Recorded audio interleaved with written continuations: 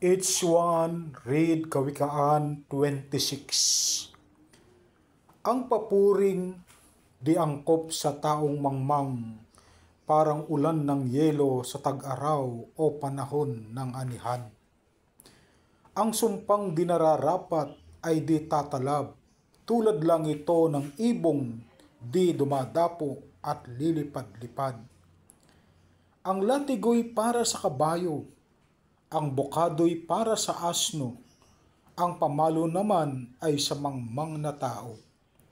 Huwag mong papatulan ang isang mangmang at baka lumabas na higit ka pang mangmang. Sagutin mo ang mangmang ayon sa kanyang kahangalan upang hindi niya isipin na siya'y may katuwiran. Ang magpadala ng balita sa mangmang ay napakadelikado para mo na ring tinaga ang paa mo. Kung ang paang pilay ay walang kabuluhan, ganun din ang kawikaan sa bibig ng mangmang.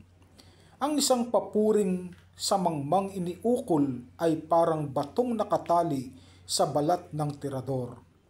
Ang isang kawikaan sa bibig ng mangmang ay tulad ng tinik sa kamay ng lasing.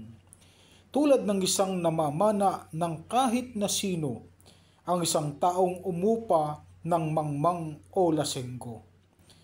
Ang taong nananatili sa kanyang kahangalan ay tulad ng aso, ang sariling suka ay binabalikan nito. Nakakita na ba kayo ng taong nag-aakalang siya ang pinakamatalino? Mas may pag-asa pa ang mangmang kaysa taong ito.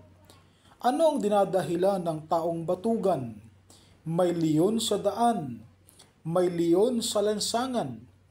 Kung paano lumalapat ang pinto sa hamba, ang batugan naman ay sa kanyang kama. Ang kamay ng tamad ay nadidikit sa pinggan, ni hindi mailapit sa bibig dahil sa katamaran. Ang palagay ng tamad, siya ay mas marunong kaysa 7 taong wasto kung tumugon. Ang nakikisali sa gulo ng may gulo ay tulad ng taong dumadakma sa tainga ng aso. Ang taong nandaraya sa kasasabihing nagbibiro lang ay tulad ng baliw na naglalaro na sandatang nakamamatay. Namamatay ang apoy kung ubos na ang kahoy, nahinto ang away kapag walang nanunulsol. Kung ang bagay na didikit dahil sa pag-ihip at nagliliyab ang apoy kung maraming gatong, patuloy ang labo-labo kung maraming mapanggulo. Ang tsismis ay tulad ng masarap na pagkain, masarap pakinggan, masarap namnamin. Ang matamis ngunit pakunwaring salita ay parang pintura ng mamurahing banga. Ang tunay na damdamin ng mapagkunwari ay may tatago sa salitang mainam. Matamis pakinggan, ngunit huwag paniwalaan sapagkat iyon ay bunga ng kanyang pagkasuklam. Maaring ang galit niya'y maitago sa magandang paraan, ngunit nalalantad din sa mata ng lahat.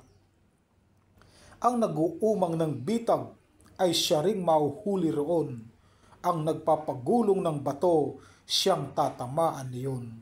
Ang taong sinungaling ay galit sa kapwa. Ang madayang salita ay nagpapahamak sa iba. Purihin ang Diyos, matagumpay na buhay.